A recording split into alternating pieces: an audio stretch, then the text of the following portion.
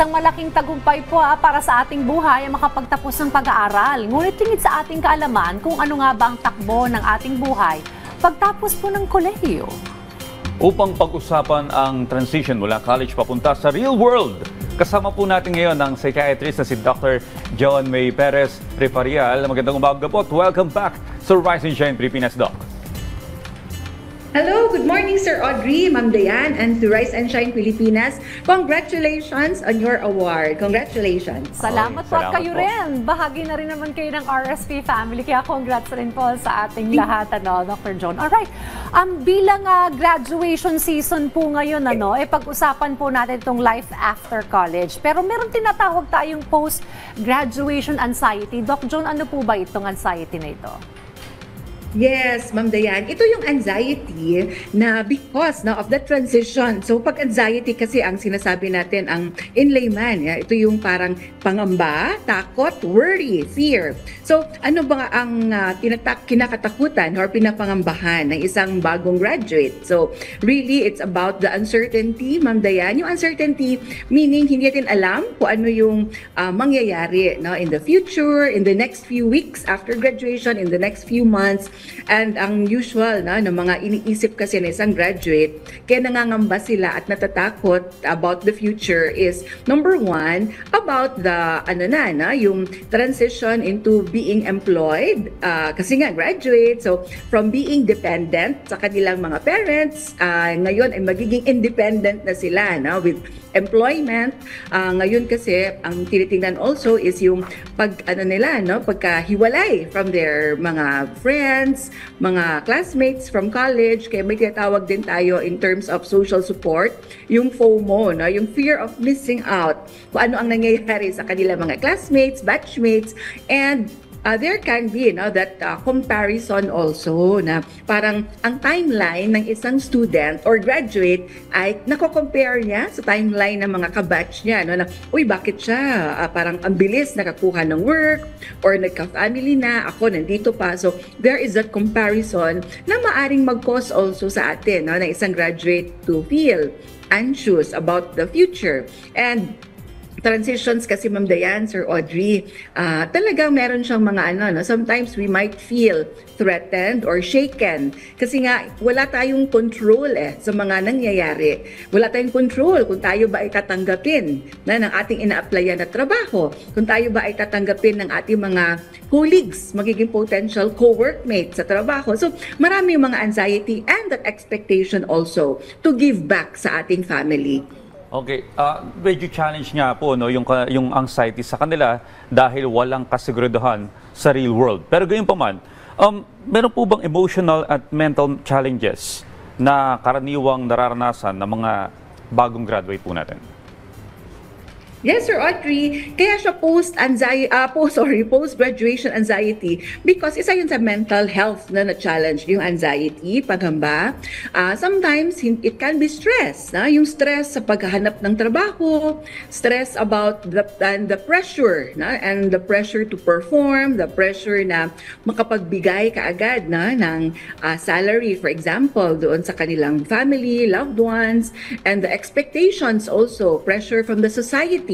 Expectations na kailangan may mga tinatawag tayong by this age, dapat may ganito na, by this age, meron ng ganito. So, kaya ang dami nilang, pag bagong graduate, ang dami nilang maaaring iisipin. So aside from that, kung talagang hindi naaagapan ito at hindi na pag-uusapan, it can also lead to symptoms of depression. Yung tinatawag natin na nawawalan sila ng motivation. For example, if they try na maghanap ng work and then hindi sila nakakahanap, maaaring sila discouraged. It can lead to loneliness kasi napapalayo din sila sa kanilang mga support system dati from school. So maaaring may mga mental health concerns after.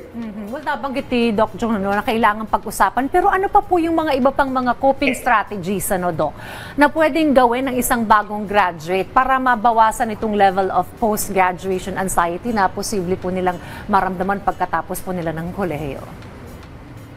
Ma'am Dayan, kailangan talaga na habang hindi pa nakakahanap ng work, ay mas maganda also na they use this time. Hindi naman ibig sabihin na wala nang pag-asa to look for a job, no? But use this time. Ang tawag ng iba, kung habang naghihintay, parang gap year muna. Yes, oo. Use this time to vamp up, yung resume nila. I-build up yung resume.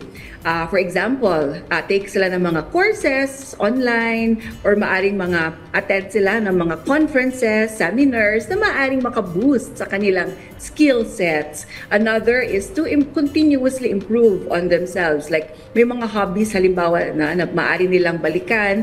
Kung ito ay hindi nila nagawa noong college kasi busy, balikan nila ito at sana ito ay mga non-resource intensive. Yung ano mang dayan, yung kaya ng bulsa na gagawin pa rin na hobby, balikan nila to make them feel pa rin na they're able to achieve and do something. And of course, very important support from peers nila, from family. Non-judgmental dapat tayo lagi when we talk to our peers, our family members na dumadaan sa ganitong transition. Let's be there to help them kasi kailangan din nila ng gabay, support, mentorship is very important na someone who can help them, lalo na kung sa same field nila, maaring tumulong and to collaborate and to network with people na in the same field nila. In fact, Ma'am Dayan, sa mga sa mga payo namin, hindi naman kinakailangan na yun kaagad yung pasukan nila na field of work. Maaring they try muna temporarily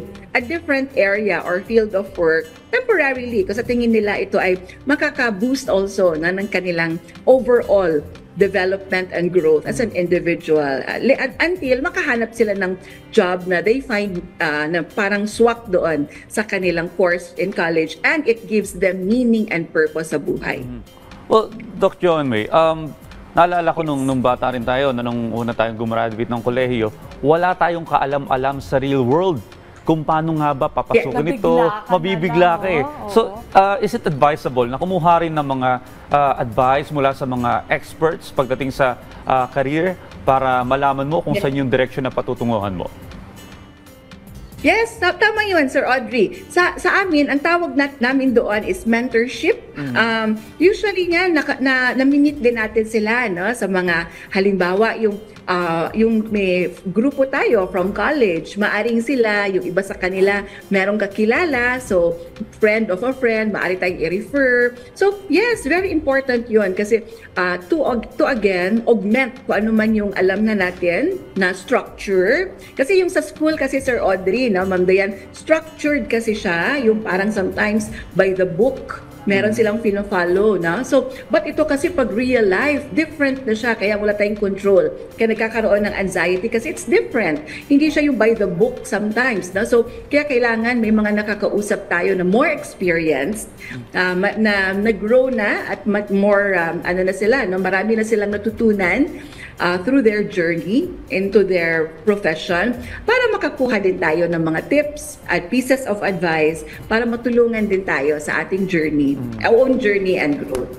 Well, thank you very much, Dr. Joan May Perez Refariala. Mahalaga yung mga advice ni Doc Joan, lalo na ngayon graduation season. Sabi nga niya, wag sobrang ma-pressure, Doc? In a way, positibo ito. Kasi ang purpose kaya nararamdaman ng estudyante ito pagka-graduate niya, kasi gusto niya magkaroon ng pakinabang. Lalo siguro maka-give back sa kanyang mga magulang. Yung binabati natin yung mga ganyang kabataan, bukod yung mga 40 anyos na nasa nanay pa rin. Hindi yun, iba yun.